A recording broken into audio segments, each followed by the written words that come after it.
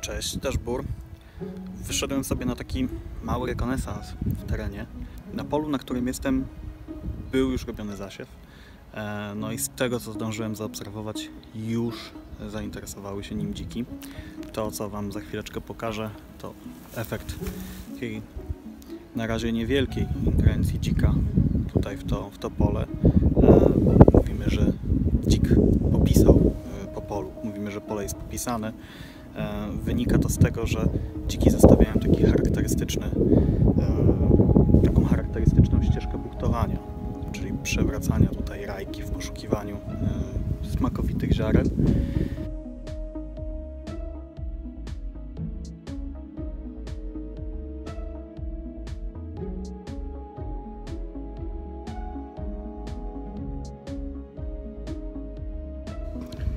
W ramach mojego zainteresowania dzisiaj jest nie tylko dzik, ale także i lis.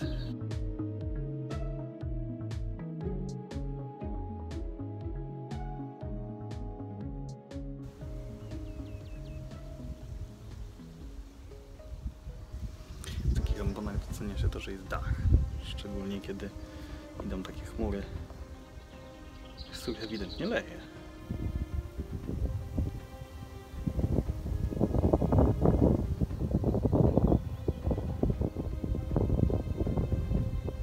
No dobra, chyba jednak zmykam. Wstaje nowy dzień. W międzyczasie zmieniłem ambonę, zmieniłem pole, zmieniłem miejsce polowania. Burza troszeczkę mnie przegnała, więc lało do samego rana. Słuchajcie, nie można było wysiedzieć, wyczekać absolutnie niczego. Trochę zmokłem, zbiegając się do samochodu. No, burze mają to do siebie, że są dosyć gwałtowne, więc trzeba było się zbierać. Jestem w innym miejscu, na innym polu, jest około godziny 4:30, także jeszcze słońce jeszcze nie wstało, ale jest już dosyć widno. Miejsce jest o tyle ciekawe, że mamy tutaj świeżo posianą kukurydzę. Już zdążyła sobie troszeczkę zejść. A z drugiej strony jest rzepak. Taki pas kilkumetrowy zboża. Teraz widoczność jest jeszcze dobra, ale lada moment, to w momencie, kiedy ta kukurydza odbije, kiedy dostanie troszeczkę pędu, no będzie ciekawie. Wiemy, że to miejsce już było lubiane bardzo mocno przez dziki. W zeszłym roku właściciel, z uwagi na to, że było dosyć mokro, nie mógł tutaj wjechać, wykosić tego wszystkiego. No i zrobiło się tutaj tak dziko, że tak powiem.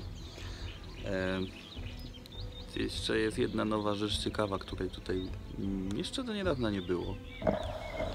Pokażę Wam to. Pojawiło się tu takie małe oczko.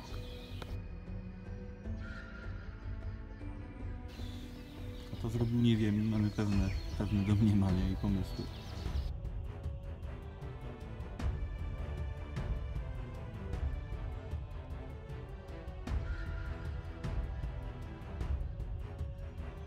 Kukurydza, czyli dziki, obok rzepak, no i ta woda. Chodzi o to, że dziki uwielbiają taką wodę, takie wszelkie bajorka, stawy, miejsca, w których jest mokro. Mówimy o takich miejscach właśnie babrzyska. Za chwilę jak ta kukurydza, która jest na tym polu tutaj urośnie, to one już nie będą miały po co stąd wychodzić. Więc póki co możemy robić, to takie pola ochraniać, tak jak to robimy dzisiaj wieczorem. Byli tutaj inni koledzy, rano przyjechałem ja, także wymieniamy się na takich polach, pilnujemy ich. Można to robić zarówno aktywnie, czyli polować, przyjeżdżać i być, no i też pasywnie, zostawiając gdzieś ślady swojej obecności. Jest kilka sposobów takich na to, aby zwierzyna mogła czuć nas troszeczkę dłużej na polu czy na swoich przejściach. Generalnie są to sposoby przekazywane tutaj przez starszych kolegów, starszych myśliwych. Jedni uśmiechają się do pani fryzjerek po włosy, zostawiając gdzieś na przejściach takich zwierząt, włosy zostawiają swój zapach. Jeszcze inni przy czesaniu na przykład swojego psa, biorą jego sierść, szczególnie jak ktoś ma psa na przykład dużego. Ja mam Nowofundlanda, niedźwiedzia, z takiego niedźwiedzia jest tej sierści też dużo, więc można takie małe kawałki, gdzieś kosmyki sierści po prostu zostawić. To nie szkodzi nikomu, nie szkodzi niczemu, nie robi krzywdy.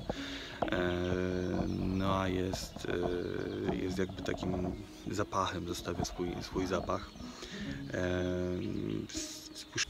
Ale takim najbardziej sprawdzonym sposobem to jest po prostu interakcja człowieka bardziej z otoczeniem, że tak to nazwę. No, w momencie, kiedy wybieramy się na polowanie, to stosujemy jakieś ogólnie pojęte zasady. Chodzi o to, żeby nie myć się na przykład zapachowymi żelami pod prysznic, szamponami, używać perfum. No, to pozostawia bardzo intensywny zapach, którą zwierzyna jest w stanie zwietrzyć. Podczas ochrony pól możemy działać troszkę inaczej niż robimy to wtedy, kiedy idziemy na takie zwykłe polowanie. Możemy sprawić, że zwierzyna będzie mogła nas zwietrzyć. Jeśli pole jest duże i wiemy, że nie jesteśmy w stanie go zabezpieczyć, przejdźmy się po stronie lasu.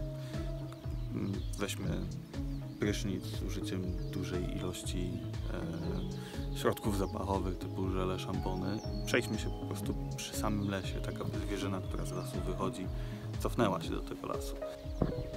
Drugim sposobem jest na przykład spożywanie na takim wyjściu bardzo dużej ilości wody, która jest mocno moczopędna.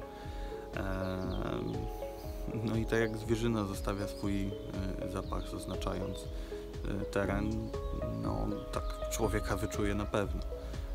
To też ją skłoni do tego, żeby może jednak nie wychodzić, nie poruszać się. Takim najlepszym sposobem jest przygotowanie pasów zaporowych. Jeśli nie wiecie, czym są pasy zaporowe, to już Wam tłumaczę. Są to takie miejsca w lesie, w których po prostu, no może siejemy, to jest złe słowo, ale na których rozsypujemy, zakopujemy, w jakiś sposób rozrzucamy i przykrywamy ziemią po prostu pokarm dzików, jakieś zboże, kukurydzę, coś co te zwierzęta lubią. Nie urządzamy tam jakiś nęcisk, nie polujemy tam tu. Chodzi o to, żeby na takim pasie zaporowym, na którym będzie, mogła sobie spokojnie żerować i żeby nikt jej nie przeszkadzał. Żeby wiedziała, że las równa się bezpieczeństwo, a pole równa się myśliwy. Wymaga to także od nas myśliwych, którzy polują w takim miejscu, swego rodzaju dyscypliny, dlatego że podczas wegetacji roślin, żeby w takim lesie po prostu nie polować. I żeby w tym lesie zwierzyna miała swoją ostoję, żeby miała swój spokój, a do polowania w lesie możemy wrócić w momencie, kiedy będzie już na tyle bezpieczna sytuacja na polach, że zwierzyna nie wyrządzi szkód. Tak, i to jest chyba najlepszy i najprostszy sposób. Jeśli nie mamy aż tyle możliwości przygotowania pasu zaporowego, to wystarczy kilka wiaderek jakiegoś pokarmu, zboża, kukurydzy i wzięcie ze sobą świdra. I w kilku takich miejscach, gdzie wiemy, że takie dziki są i mogą się pojawić, po prostu wykopać świdrem dołek, wsypać tam trochę ziarna i zakopać ten dołek. Da to nam bardzo podobny efekt, dlatego że dziki zostaną w tym miejscu na dłużej, to je troszeczkę zatrzyma, będą czuły zapach, będą wiedziały, że tam jest pokarm, wystarczy tylko trochę pobuchtować i już go będą miały, tak. Także na pewno będzie to dla nich o wiele bezpieczniejsze niż wyjście na pole i one o tym wiedzą. Także takie małe nawet wiaderko kukurydzy może czasem ochronić ogromne pole. Też kukurydzy.